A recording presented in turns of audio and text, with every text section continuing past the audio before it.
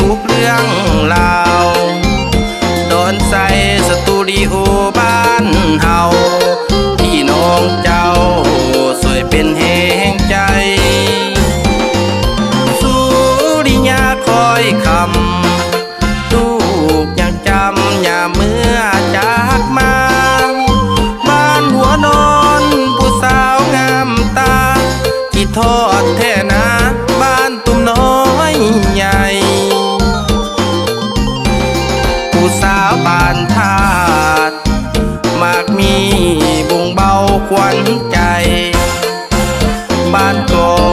กบอกเคยลืมไหลอย่าเมื่อห่างไกลหัวใจห่วงหา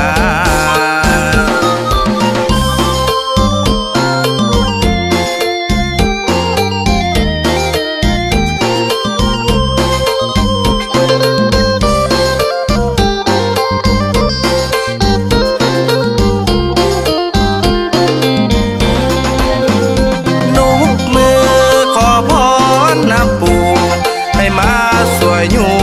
เสริมทรงลูกหลานพรปู่สวยปาฏิหา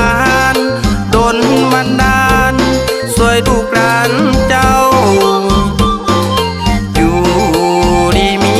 แหงเข้มแข็งในทุกเรื่องราวโดนใส่สตูดิโอบ้านเฮาพี่น้องเจ้าสวยเป็นแห่งใจสุริยาคอยคำลู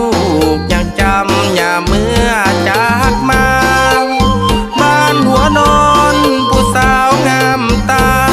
ที่ทอดแท่นาบ้านตุ้มน้อยใหญ่ผู้สาวบ้านธา